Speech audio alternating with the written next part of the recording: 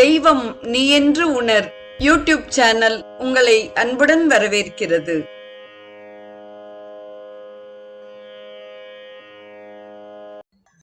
அன்பு உள்ளங்கள் அனைவருக்கும் உற்சாகமான இனிய சுபதின வணக்கம். இன்றைய ஸ்ரீ கானாபத்தியம் நிகழ்வில் கணபதியின் பல்வேறு லீலைகளை நாம் சிந்திக்க இருக்கிறோம். முதலில் வரும் லீலை கணபதி வழிபாடு குறித்தது. எக்காரியத்தை தொடங்கும் முன்பும் கணபதி வழிபாடு மிக மிக அவசியமானது. கணபதியை முதற்கண் வணங்காவிட்டால் கணபதியானவர் செய்யும் காரியங்களில் தடங்கல்களை ஏற்படுத்தி விடுவார். விக்னகர்த்தா விக்னஹர்த்தா, அதாவது தடங்கல்களை ஏற்படுத்துபவரும் நீக்குபவரும் அவரே. வினோதமாய் இருக்கிறது. அவரை முதற்கண் வணங்காவிட்டால் தடங்கல்கள் ஏற்படுத்துவார். ஏன்? என்னை முதற்கண் வணங்கிய பிறகுதான் எக்காரியமும் தொடங்க வேண்டும் என்பது சிவபெருமான் எனக்கு கொடுத்த வரம் என்பதை மறந்தனையோ என்பதை ஞாபகப்படுத்துவதற்காக தடங்கல். முதற்கண் விநாயகரை வணங்கிவிட்டால் நாம் நடத்தும் காரியங்கள் தடங்கல் ஏதுமின்றி வெற்றியுடன் மங்களகரமாக நடந்தேறும் என்றும் உத்திரவாதம் அளிக்கிறார். ஆக நாமும் முருகப்பெருமான் அவதாரம் எனப்படும் சீர்காழி புகழ் ஞானசம்பந்தர், குருவி, சூரியன் வழிபட்ட தலம் திருவலிவலம் உரை கணபதியை சம்பந்தர் துதி மூலம் முதற்கண் வழிபடுவோம். பிடியதன் உருவுமை கொலைமிகு கரியது வடிகொடு தனதடி வழிபடும் அவர் இடர் கடி கணபதி வர அருளினன் மிகு கொடை வடிவினர் பயில் வலி வலமுறை இறையே என்ற பாடலாகும். மனத்துணை நாதர் மாழையங்கண்ணி என்ற சிவசக்தி உரை திருவலிவல கோவிலில் உள்ள பிள்ளையாரை அழுத குழந்தைக்கு பாலீந்த சிவஉமை பாலன் சீர்காழி செல்வன் சிறுவன் ஞானசம்பந்தன் பாடுகிறார். இந்த பாடலை தேவார திருவாசகம் பாடுபவர்கள், உபன்யாசம் செய்பவர்கள் முதலிலேயே பாடும் பாடலாகும். கணபதி அருள் வேண்டி பாடும் பாடல் இது. கணபதி திரு அவதாரமே இதனுள் அமைந்துள்ளது. பிடி என்றால் பெண் யானை, கரி என்றால் ஆண் யானை. பெண் யானையாக உமை உருவெடுக்க, ஆண் யானையாக சிவன் உருவெடுக்க பிரணவத்தை இருவரும் பார்க்க அவதரித்தவர் பிரணவாகார கணபதி. அவரை வழிபட இடர்கள் யாவற்றையும் தகர்க்கிறார். ஆகவே இத்துதியால் சிவன், உமை, கணபதி மூவரையும் துதித்த பலன் உண்டு. சுந்தரர் இங்கு வந்தபோது ஞானசம்பந்தரும் நாவுக்கரசரும் முன்பே வந்து தடங்கல்களை நீக்கும் சிவசக்தி கணேசனை நானும் வந்து தரிசித்தேனே என்று இவ்வாறு நெகிழ்கிறார். நல்லிசை ஞானசம்பந்தனும் நாவினுக்கு அரசரும் பாடிய நல் தமிழ் மாலை சொல்லியவே சொல்லி ஏத்து கப்பானை தொண்டனேன் அறியாமை அறிந்து கல் இயல் மனத்தை கசிவித்து கழலடி காட்டி களைகளை அறுக்கும் வல்லியல் வானவர் வணங்க நின்றானை வலிய வலம் தனில் வந்து கண்டேனே என்று கணபதியை பாடுகிறார். நாமும் கணபதியை வழிபட்டு நலமுடன் வாழ்வோம். தொடர்வது ஆதி கணபதி, அதாவது நரமுக கணபதியின் வரலாறு. விநாயகரை நாம் யானை முகத்துடன் தான் காண்கிறோம் என்றாலும் மனித முக கணபதியையும் சில இடங்களில் காணலாம். சிதம்பரம் தெற்கு வீதியில் நரமுக கணபதி, திலதர்ப்பணபுரியாகிய செதலப்பதியில் சிவாலயம் அருகே நரமுக கணபதி, திருச்சிராப்பள்ளியில் மலைக்கோட்டை கோவிலில் நரமுக கணபதியும் உண்டு. உச்சிப்பிள்ளையார் விபீடனர் இட்ட குட்டோடு ஆணை முகத்துடன் அமர்ந்தாலும் அந்த சிவனை ஞானசம்பந்தர் வினோதமாக ஆணை என்ற பதம் வருமாறு இவ்வாறு பாடுகிறார்.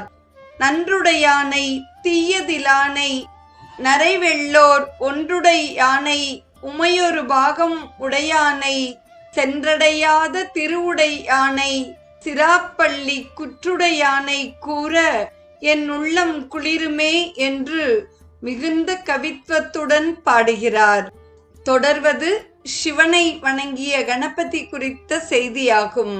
நூதன அவதார கணபதிக்கு சிவவரம் கிடைக்கிறது. எவரும் எக்காரியமும் தொடங்கும் முன் கணபதியை வணங்க வேண்டும். சிவன் திரிபுராசுர சம்ஹாரம் செய்ய புறப்பட்ட போது கணபதியை வணங்காததால் தேர் அச்சு முறிந்தது. தவறு அறிந்து கணபதியை வணங்கிட திரிபுராசுர வதம் நடந்தது. இது நடந்த இடம் அச்சு அறுபாக்கம், இப்போது அச்சரப்பாக்கம் என்று அழைக்கப்படுகிறது. இது போலவே ஒரு சம்பவம். ஒரு பாண்டியன் கங்கையிலிருந்து மணலை வண்டியில் கொண்டு வந்து கொண்டிருந்தான். வண்டியின் அச்சு முறிந்து விட்டது. தப்பிதம் உணர்ந்து கணபதியை வழிபட வண்டி கிளம்பியது. தவறுக்காக பிராயச்சித்தமாக அக்கோவிலையே புதுப்பித்தான் என்றும் கல்வெட்டுகள் கூறும். கணபதி ஏன் சிவனை வணங்கினார்? சிவபக்த ராவணனை கொன்ற பிரம்மகத்தி பாபம் தீருவதற்காக ராமன் கடற்கரையில் சீதை மண்ணால் லிங்கம் பிடிக்க ராமர் பூஜை செய்தார். சிவபக்த சூர பத்மாதியரை கொன்ற பிரம்மகத்தி பாவம் நீங்க கந்தன் திருச்செந்தூரில் 5 லிங்கங்களை ஸ்தாபித்து பூஜித்தான். இன்றும் கற்பக்கிரக கந்தன் கையில் பூ ஜபமாலையுடனேதான் காணப்படுகிறார். அவ்வாறே கஜமுகாசுரனை அழித்த பிரம்மகத்தி தோஷம் போக கணபதி சிவனை ஸ்தாபித்து வழிபட்டார். அத்தலத்திற்கே கணபதீஸ்வரம் என்ற பெயர். திருவெண்காட்டு சிவனையும் கணபதி வணங்கினாராம். எனவே அவ்வூருக்கே கணபதி நகரம் என்ற பெயரும் உண்டு. தொடர்வது சிவந்த கணபதி. மகாராஷ்டிரத்தில் கணபதியை சிவந்த பூச்சில் தான் நாம் பெரும்பாலும் காண இயலும். அனுமனையும் சிவந்த பூச்சில் காணலாம். இதற்கு காரணம், அனுமன் சீதையை லங்கையில் கண்டபோது சீதை நெற்றி குங்குமத்துடன் தலைவகுடு ஆரம்பத்திலும் குங்குமம் தரித்திருந்தாள். அனுமன் சீதையிடம் காரணம் கேட்க அது மங்களக்குறி. நான் பதிவிரத்தை, பத்தினி, அதன் மூலம் ராமருக்கு ஆயுள் விருத்தி என்றாள். ஸ்ரீராமருக்கு நலன் பயக்கும் என்பதால் தன் உருவம் முழுவதும் சிந்தூரத்தை பூசிக்கொண்டாராம் ஆஞ்சநேயர். இப்பொழுது நாம் செந்துர கணபதியின் வரலாறை காண்போம். கஜமுகாசுரன் வதத்தால் ஊர் முழுவதும் இரத்தக்காடாக இருந்ததாம். கணபதி உடலில் சிவப்பு இரத்தம் பரவியது. ஆக ஊர் பெயரும் கணபதீஸ்வரம் என்பதோடு செங்காடு என்பதும் திருச்செங்காட்டாங்குடி என ஆயிற்று. இதனை ஒத்தே கணபதிக்கும் செந்தூர பூச்சு, கணபதி பிரசாதம் திருநீரு அல்ல சிந்தூரம் என வழங்கப்பட்டது. நாம் அந்த சிந்தூரத்தை திலகமாக அணிந்தால் துயரங்கள் தடங்கல்கள் யாவும் அகன்று மங்கள வாழ்வு பெறலாம்.